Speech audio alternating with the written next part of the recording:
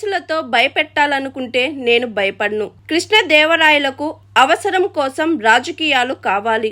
నాకు అలా కాదు. నిజాయితీగా రాజకీయాల్లో సేవ చేయడానికి వచ్చాను. పోసాని గారిపై తప్పుడు కేసులు పెట్టి ఊళ్ళని తిప్పుతున్నారు. రేపు ఇదే రాజ్యాంగం మాకు వర్తిస్తుందని చిలుకలూరిపేట వైఎస్ఆర్సీపీ సమన్వయకర్త మాజీ మంత్రి విడదల రజని అన్నారు.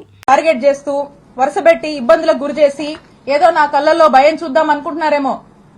నాకు బాధేస్తుంది. ఎప్పుడు తెలుసా, అవతలోడి కళ్ళల్లో అవతలోడు ఏదైనా పెయిన్ లో ఉండి నా దగ్గరకు వస్తే బాధేస్తుంది. అప్పుడు ఏదైనా కళ్ళెంబడి నీళ్ళు రావచ్చేమో అవతలోడు బాధ చూస్తే. కానీ నీలాంటి వాళ్ళు భయపెట్టాలంటే నాకేం బాధ అనిపించదు. నాకు భయం అస్సలు అనిపించదు నీలాంటి వాళ్ళు భయపెట్టాలని చూస్తే. మీకు రాజకీయాలు ఎందుకు అవసరమో చెప్పనా. ఒకటి, రత్తయ్య గారంటే నాకు చాలా అభిమానం. ఆయన చాలా కష్టపడి ఈ స్థాయికి వచ్చాడు. ఎంతో మందికి ఒక విద్యా సంస్థలు పెట్టి ఎంతో మందికి విద్యాబుద్ధులు నేర్పించినటువంటి వ్యక్తిగా ఈ ప్రాంతం ప్రజలు ఆయన్ని గౌరవిస్తారు. నాకు అదే గౌరవం ఉంది. కానీ అన్ఫార్చునేట్లీ ఈ రోజు వారి కొడుకు గురించి ఇన్ని నిజాలు ఆయన తప్పు చేశాడు కాబట్టి ఇవన్నీ నేను బయట పెట్టాల్సి వస్తుంది. సో కృష్ణదేవరాయలు గారికి రాజకీయాలంటే ఈ రాజకీయాల వల్ల వాళ్ళకి లబ్ధి జరుగుతుంది కాబట్టి ఆయనకు రాజకీయాలు కావాలి. కానీ విడదల రజనీకి అట్లా కాదు. ఎందుకంటే నేను నిజాయితీగా ప్రజలకు సేవ చేయడానికి రాజకీయాల్లోకి వచ్చాను. రాజకీయాల వల్ల నా రూపాయి నా ఆస్తులే నేను కోల్పోయాను తప్పితే నేను రాజకీయాల వల్ల ప్రజల వల్ల రాజకీయం వల్ల ఏదో లబ్ధి పొందాలనే ఉద్దేశంతో నేను రాలా. నాకు అవసరం లేదు కూడా, బై గాడ్స్ గ్రేస్. ఎందుకంటే ఒక ల్యాండ్ ఎంచుకోవడము, దాన్ని కారు చౌకగా దాన్ని ప్రాసెస్ చేసుకోవడము, దాన్ని కొట్టేయడము, ఇది వీళ్ళు అంటే రాజకీయాల వల్ల వీళ్ళ ఆస్తులు పెంచుకోవడానికి వీళ్ళు చేసే పనిది. మాకలా కాదు.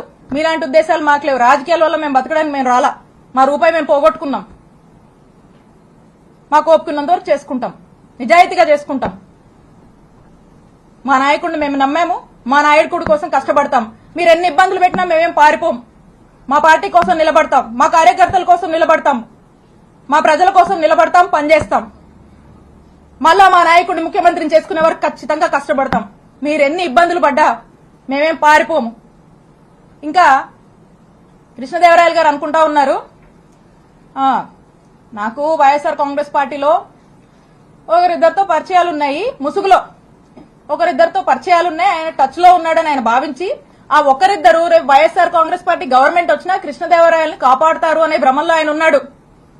ఆ ఇద్దరు, ఆ ఒక్కరు, నువ్వు ముసుగులో ఉన్న ఏ ఒక్కరు కూడా నిన్ను కాపాడలేరు అని నేను క్లియర్ గా చెప్తున్నా. నిన్ను కాపాడలేరు, అది నీ భ్రమే. కాబట్టి ఇప్పటికైనా మీరు చేస్తున్న పాపాలన్నీ అందరికీ తెలుసు. ఈరోజు ప్రజలు కూడా చూస్తున్నారు, అందరూ గమనిస్తున్నారు. ఇవన్నీ విత్ ఎవిడెన్సే నేను మాట్లాడా. మీరు మళ్ళా ఇంకో కట్టు కథ పెట్టుకుని ఇంకొంచెం బ్యాచ్ ని మళ్ళా పెట్టి మళ్ళీ కొంతమంది ఆర్టిస్టులను దింపి అదిగో ఇదిగో అని మాట్లాడించవచ్చు.